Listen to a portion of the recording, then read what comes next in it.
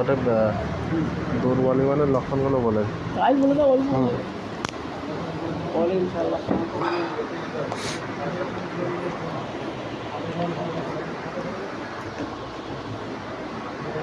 আলহামদুলিল্লাহি ওয়াহদা ওয়াসসালাতু ওয়াসসালামু আলা মান লা নাবিয়্যা বা'দা।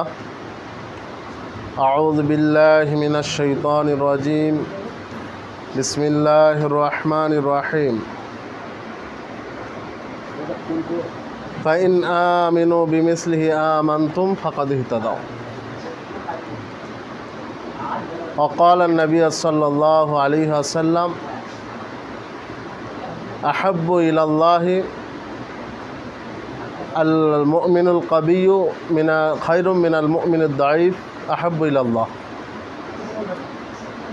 সমস্ত প্রশংসা সেই মহান আল্লাহ রাব্বুল আলামিনের জন্য, যিনি আমাদেরকে সবচেয়ে মূল্যবান সম্পদ, যেটা ছাড়া চিরস্থায়ী জাহান্নাম হওয়ার কারণ ছিল, সেই মূল্যবান সম্পদটা আমাদের প্রদান করেছেন। সেই রবের জন্য আমরা একটি বাক্য উচ্চারণ করি, সকলে বলি আলহামদুলিল্লাহ। দরুদ ও সালাম বর্ষিত হোক প্রিয় নবী মুহাম্মদ আহমদ মুস্তাফা সাল্লাল্লাহু আলাইহি ওয়াসাল্লামের প্রতি। আল্লাহুম্মা সাল্লি আলাইহি আল্লাহুম্মা বারিক আলাইহি। কোরআনের একটি আয়াত আছে, আল্লাহ রাব্বুল আলামিন বলছেন, আমার বান্দারা 3 ক্যাটাগরির আছে। কয় ক্যাটাগরির? 3 ক্যাটাগরির। তাদের মধ্যে হচ্ছে অমিন হুম মুক্তাসিদুন, অমিন হুম সাবিকুন বিল খায়রাত এবং অমিন হুম জালিমুন লিনাফসি। এক শ্রেণীর বান্দা আছে, তারা পাপী বান্দা, নিজের ওপর অত্যাচারকারী। আরেক শ্রেণীর বান্দা আছে, তারা মধ্যমপন্থী অবলম্বনকারী। আরেক শ্রেণীর বান্দা আছে সাবিকুন বিল খায়রাত, তারা কল্যাণকর কাজে দ্রুত অগ্রগামী। আমরা এইখানে কি কোন কোন শ্রেণীর মধ্যে পড়ি? এখান থেকে আমরা পরীক্ষা করতে পারবো আমাদের ঈমানটা কেমন। আমাদের ঈমানটা কি পাপী, মানে আমরা কি পাপী, না আমরা মধ্যমপন্থী, না আমরা সাবিকুন বিল খায়রাত কল্যাণকর কাজে অগ্রগামী। এখানে হিসাব করলে আমরা অধিকাংশ পড়ে যাব পাপী মুমিন। আবু দাউদের একটি হাদিস আছে, আল্লাহ রাসূল সাল্লাল্লাহু আলাইহি সাল্লাম বলছেন যে আল্লাহ সুবহানাহু ওয়া তাআলা যখন কিয়ামতের মাঠে হিসাব নেবেন, কোনো বান্দার হিসাব নেবে না, জান্নাতে পুরে দেবেন। আবার কোনো বান্দার হিসাব নেবেন, কৈফিয়ত করবেন, হিসাবকে সহজ করে জান্নাতে দেবেন। আবার এমন বান্দা আছেন, তাকে ধরপাকড় করে ধরবেন, ধরে কিছুকাল জাহান্নামে দেবেন, দিয়ে আবার জান্নাতে পড়াবেন। তাহলে আমরা কোন ক্যাটাগরির মুমিন? আল্লাহ সুবহানাহু ওয়া তাআলার নিকট, এটা আছে সহিহ মুসলিমের হাদিস, আল মুমিনুল কাবিয়্যু খায়রুন আহাব্বু ইলাল্লাহি মিনাল মুমিনিদ দাঈফ। আল্লাহর নিকট অধিক প্রিয় দুর্বল মুমিনের চেয়ে শক্তিশালী মুমিন। আমরা এখানে হতে পারবো ইনশাআল্লাহ? ইনশাআল্লাহ হতে পারবো। আল্লাহর নিকট কোন মুমিন সবচেয়ে প্রিয়? শক্তিশালী মুমিন। শক্তিশালী মুমিন মানে জান্নাতে যাবে সোজাসুজি, হিসাব হবেই না। এবার আমাদের অন্তর, আমরা কি কারণে দুর্বল হয়, আমাদের ঈমান দুর্বল হওয়ার কারণ কি? তার সর্বপ্রথম কারণ হচ্ছে আমাদের অন্তর কঠিন হয়ে যাওয়া। কি হয়ে যাওয়া? কঠিন হয়ে যাওয়া। এখানে বসুন না। হ্যাঁ, চলে যাচ্ছে।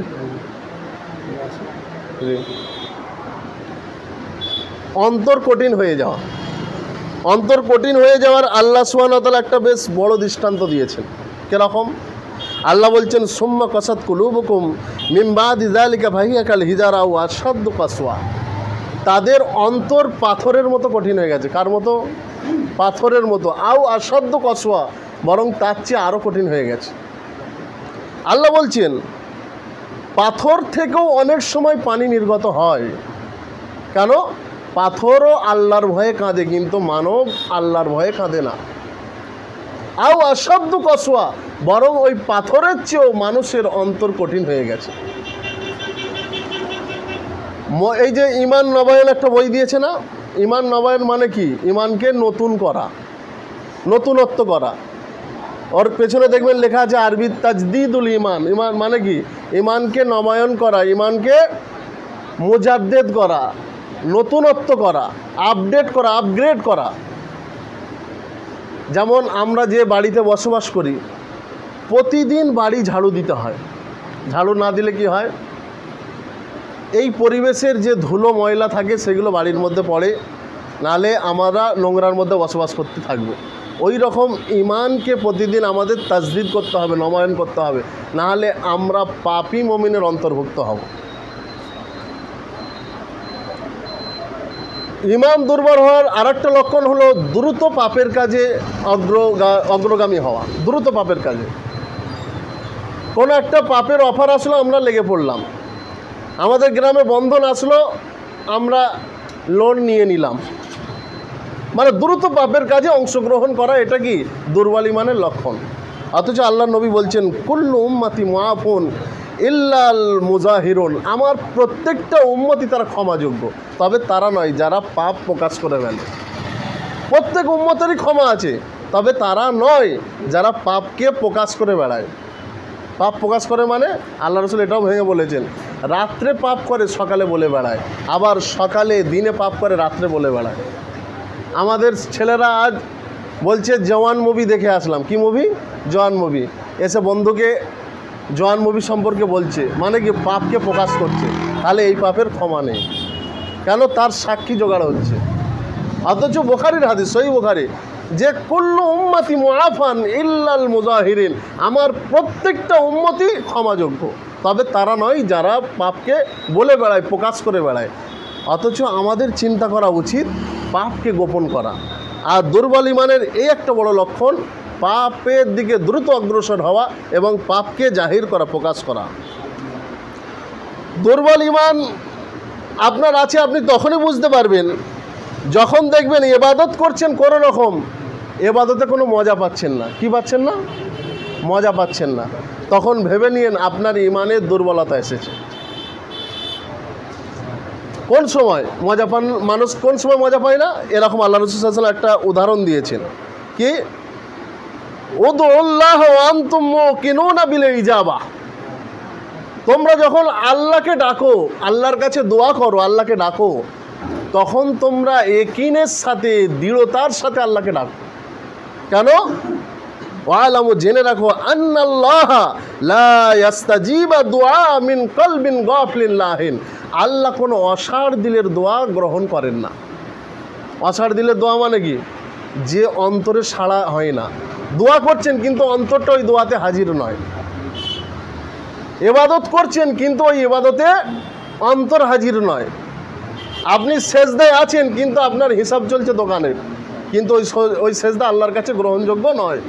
এটা তিরমিজির হাদিস, যে আল্লাহ ওই দোয়া গ্রহণ করে না যে দোয়ার মধ্যে অন্তর অসাড় থাকে, ওই দোয়া আল্লাহ গ্রহণ করে না।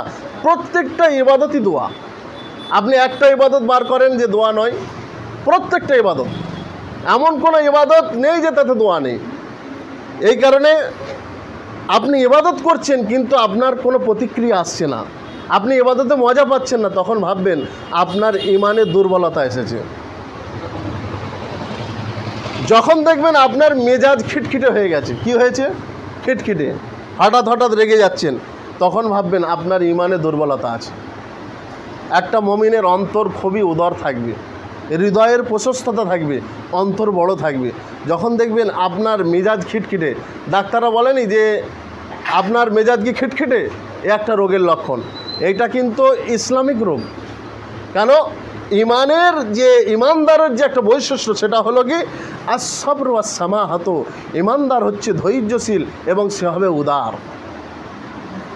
ইমানদারের উপর অনেক বড় বোঝা আসতে পারে। এই যে কথায় কথায় অনেক দিনই ভাই বলল, কত ঝড়ঝাপটা আসতে পারে, কিন্তু তারপরেও টিকে থাকতে হবে। তাহলে একটা ইমানদার কি তাকে ধৈর্যশীল হতে হবে। যেমন একটা হাদিস শুনবেন, বুখারীর হাদিস। একদিন এক সাহাবা রাদিয়াল্লাহু আনহু তিনি আল্লাহ নবী সাল্লাল্লাহু আলাইহি ওয়াসাল্লামের সঙ্গে দেখা করতে গেছেন। আল্লাহ নবী সাল্লাল্লাহু আলাইহি ওয়াসাল্লাম কাবা ঘরের সঙ্গে হেলান দিয়ে বসে আছেন। তিনি ছিলেন খাব্বাব বিন আরিদ সাহাবা। গিয়ে বলছেন, ইয়া রাসূলুল্লাহ আলা তাস্তানসিরু লানা আলা তাদউ লানা ইয়া রাসূলুল্লাহ, আপনি কি আমাদের জন্য একটু আল্লাহর নিকট দোয়া করবেন না? আপনি কি আমাদের জন্য আল্লাহর নিকট একটু সাহায্য চাইবেন না? আমরা মার খেয়ে খেয়ে শেষ হয়ে গেলাম।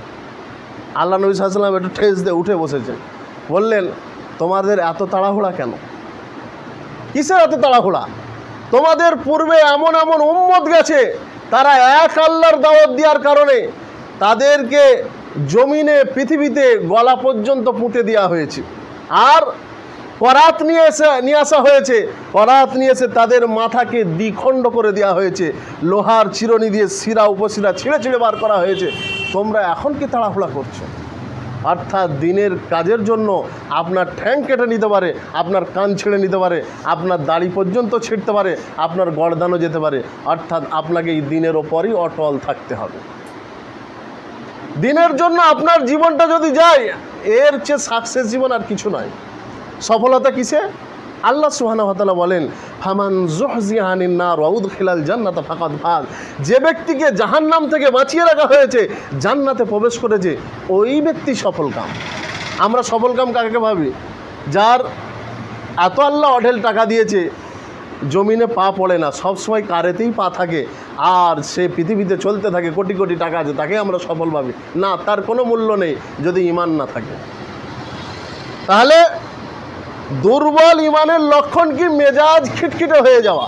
আমাদের সর্বদা চেষ্টা করতে হবে মেজাজকে নরম করা, মেজাজকে মানে কঠিন না করা, সবসময় নরম ভাষী হওয়া। নবী সাল্লাল্লাহু আলাইহি ওয়াসাল্লামের আল্লাহ সুবহানাহু ওয়া তাআলা তেনাকে খুব কড়া মেজাজেই বলছেন, হে নবী, আপনার মেজাজও যদি খিটখিটে হতো, লান ফাজ্জু মিন হাওলিক, তাহলে মানুষ আপনার থেকে ছিটকে চলে যেত। অর্থাৎ আমাদের মেজাজ খিটখিটে করলে হবে না। ওই সময় ভাববেন আপনার ঈমান দুর্বল হয়েছে। কোন সময়? যখন দেখবেন কোরআনের জান্নাতের ওয়াদা পড়ছেন, জান্নাতের আয়াত পড়ছেন, অথচ আপনার জান্নাতের আশা জাগছে না অন্তরে। জাহান্নামের আয়াত পড়ছেন, অথচ জাহান্নামের ভয় অন্তরে ঢুকছে না। পরকালের কথা পড়ছেন, কিন্তু পরকালের যে বিভীষিকাময় কাহিনী, এটা অন্তরে ফিট হচ্ছে না। তখন ভাববেন আপনার অন্তরে জং এসেছে, আপনার ঈমানে দুর্বলতা এসেছে। কেন? নবী সাল্লাল্লাহু আলাইহি ওয়াসাল্লাম যখন কোরআন পড়তেন, যখন তিনি তাউজের আয়াত পড়তেন, মানে জাহান্নাম থেকে কিংবা কবর থেকে কিংবা যে কোনো আযাব থেকে, ফিতনা থেকে আয়াত পড়তেন, তখন তিনি আল্লাহর নিকট ওই ফিতনার আশ্রয় চাইতেন। যখন তিনি জান্নাতের আয়াত পড়তেন, তখন আল্লাহর কাছে জান্নাত চাইতেন তাহাজ্জুদের সালাতে।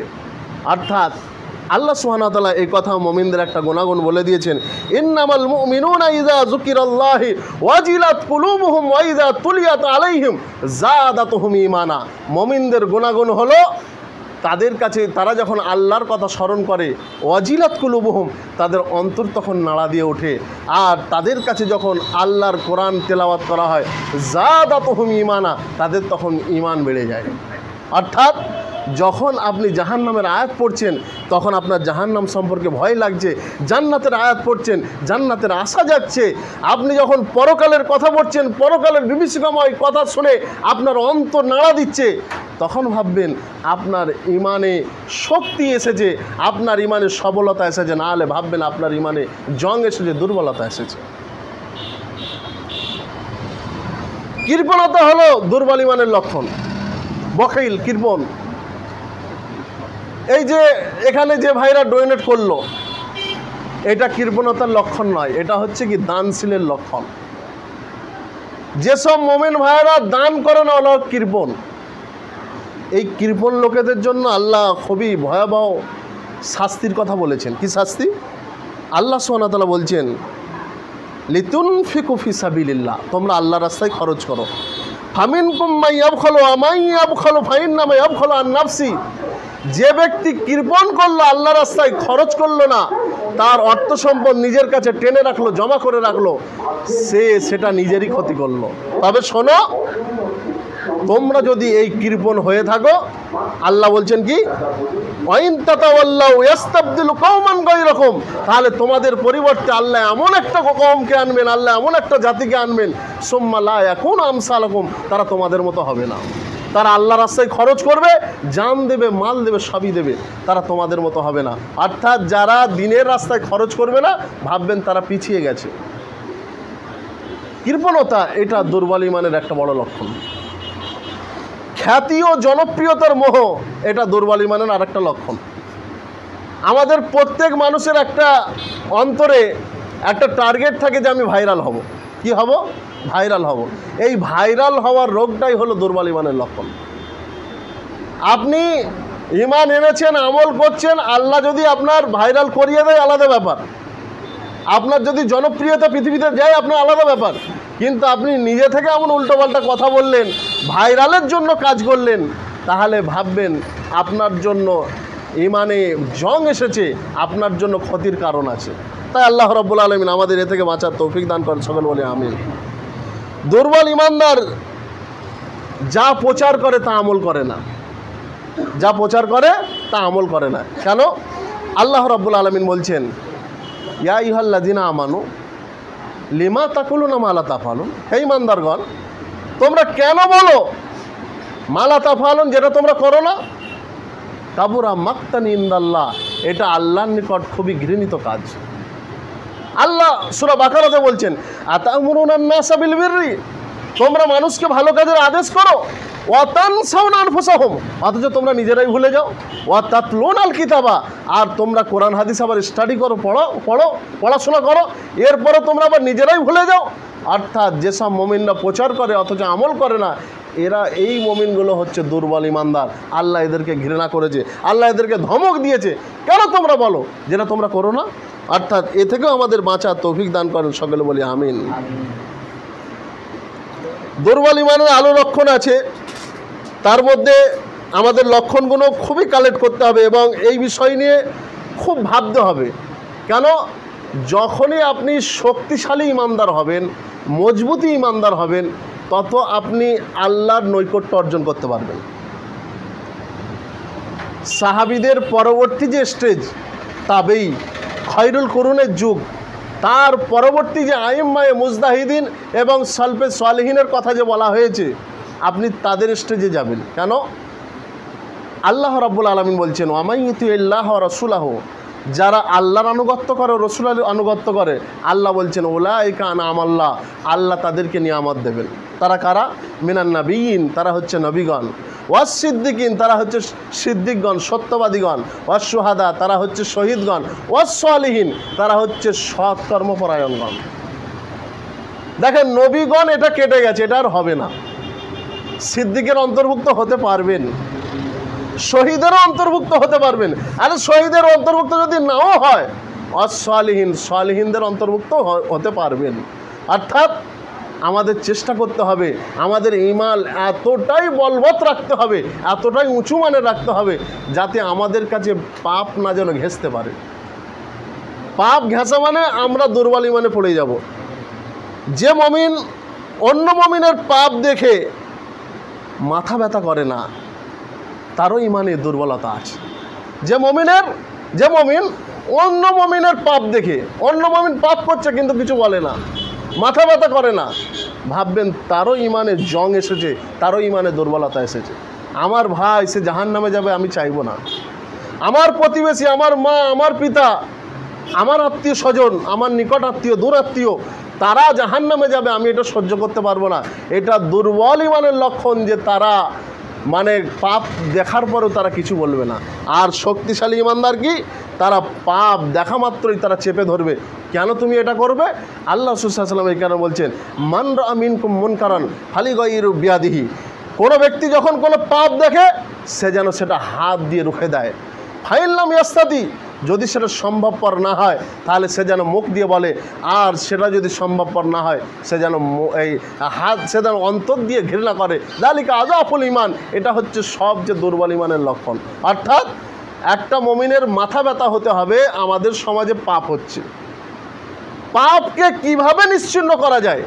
ইমাম ইবনুল কাইয়্যিম রাহিমাহুল্লাহ বলেছেন যে ভালো কাজের আদেশ, মন্দ কাজের নিষেধ। সবচেয়ে মন্দ কাজের নিষেধ, সবচেয়ে বড় জিনিসটা হলো রাসুস তাওহীদ, মানুষকে তাওহীদের দিকে ডাকা।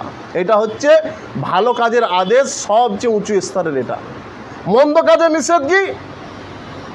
মানুষকে শিরিক থেকে বাঁচানো। এটা হচ্ছে মন্দ কাজের সবচেয়ে বড় পর্যায়ে, এটা হচ্ছে সবচেয়ে বড়। আচ্ছা, অর্থাৎ আমাদের এগিয়ে যেতে হবে, আমাদের পাপ দেখে ঘৃণা করতে হবে, পাপকে ঘৃণা করতে হবে, পাপীকে আমাদের বাঁচিয়ে তুলতে হবে। ওই সাগরে যে হাবুডুবু করছে ওখান থেকে তাকে তুলে আনতে হবে। আল্লাহ আমাদের তৌফিক দান করেন, সকলে বলি আমিন। আচ্ছা, দুনিয়া নিয়ে ব্যস্ত হয়ে পড়া এটা দুর্বল ইমানের লক্ষণ। কার লক্ষণ? দুর্বল ইমানের। যারা সবল ইমানদার হবে, শক্তিশালী ইমানদার হবে, আল্লাহ তাদের ব্যাপারে বলেছেন। আর দুর্বল ইমানদার যারা, তাদের কথাও বলেছেন যে তারা কেমন হবে। আল্লাহ সুবহানাহু ওয়া তাআলা বলছেন যে আল্লাহ রাসূল সাল্লাল্লাহু আলাইহি ওয়াসাল্লাম, যেটা আবু দাউদের হাদিস, এমন একটা যুগ আসবে তখন মানুষকে মারার জন্য পৃথিবীর সমস্ত বিধর্মীরা, অমুসলিমরা একত্রিত হবে খালি মুসলিমদেরকে নিধন করার জন্য। যেমন তোমরা খাদ্যেই খেতে বসো তো মেহমানগণ, ওই রকম মুসলিমদের মারার জন্য পৃথিবীর যত বিধর্মী আছে সবাই মারার জন্য একত্রিত হবে। সাহাবিগণ বললেন, ইয়া রাসূলুল্লাহ, আনা কলিলুন ইয়াউমাইজিন, আমরা কি সে সময় কম হব? তিনি বললেন, না, বালহুম কাসির, বরং তোমরা সেদিন সংখ্যায় অধিক হবে। তো আল্লাহ রাসূল সাল্লাল্লাহু আলাইহি ওয়াসাল্লাম তারপরে বললেন, সাহাবীরা জিজ্ঞাসা করলেন, ইয়া রাসূলুল্লাহ, তবে আমরা মার খাবো কেন? বললেন, তোমরা সেদিন হবে গুসাউন কা গুসাই সাইল, তোমরা হবে তখন সমুদ্রে ভেসে আসা পানার মতো। তোমরা তখন হবে জমির আগাছা, তোমাদের কোনো দাম থাকবে না। আচ্ছা, জমিতে যখন কোনো চাষবাস করা হয়, ওই যে আগাছাগুলো হয় ওর ওপর কি কোনো মায়া হয়? ওগুলোকে দেখবেন হালের সময় সমূলে হাল উখড়ে ফেলে দেওয়া হয়, কিংবা যখন নিংড়ানো হয়। অর্থাৎ ওর চেয়ে দাম বেশি কার? যেটা চাষ করা হয়। অর্থাৎ তখন মুসলিমদের অবস্থা হবে ওই আগাছার মতো। আল্লাহ রাসূল সাল্লাল্লাহু আলাইহি ওয়াসাল্লাম বললেন, এর কারণটা কি? তাদের অন্তরে ওহান ঢুকে যাবে। ইয়া রাসূলুল্লাহ, আমাল ওহানটা কি?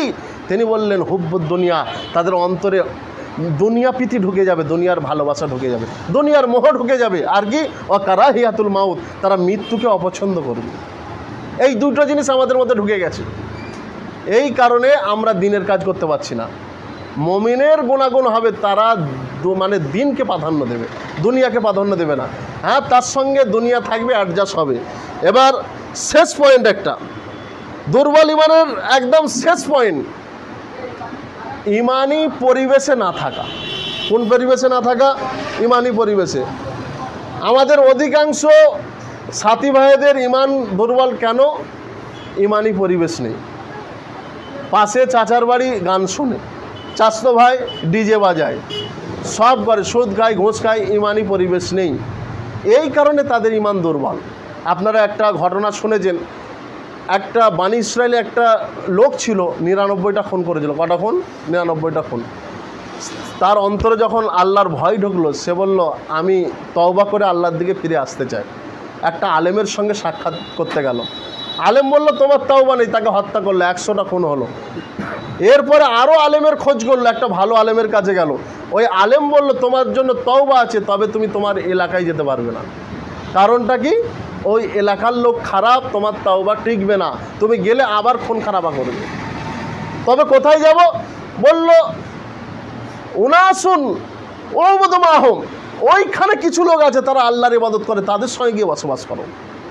আপনি বলুন তো, ওই আলেমটার যে উক্তি যে হা উলাই উনাসুন ওয়াবুদু মাহুম, ওই এলাকায় চলে যাও, সেখানে আল্লাহর কিছু বান্দা আছে, তাদের সঙ্গে থেকে আল্লাহর ইবাদত করো। সেই এলাকার দিক যেতে গেল, আর মৃত্যু এসে উপস্থিত হলো। পরের ঘটনা আর বলছি না, বিষয়ের সঙ্গে যেটা সংশ্লিষ্ট, সম্পৃক্ত, যে আমাদের ইমানদারদের সঙ্গে বসবাস করতে হবে। আল্লাহ আমাদের সেরকমই পরিবেশ গড়ে তোলা তৌফিক দান করুন। আল্লাহ আমাদের ইমানকে এমন মজবুত বানান, এমন বলবৎ বানান, আমাদের ইমানের তাকওয়া এমনই বানান, যাতে আমরা জান্নাতুল ফিরদাউস পেতে পারি। এই বলে আমি আমার সংক্ষিপ্ত বক্তব্য শেষ করলাম। সুবহানাকা আল্লাহুম্মা বিহামদিকা আশহাদু আল্লা ইলাহা ইল্লা আনতা আস্তাগফিরুকা ওয়া আতুবু ইলাইক। আসসালামু আলাইকুম ওয়া রাহমাতুল্লাহ।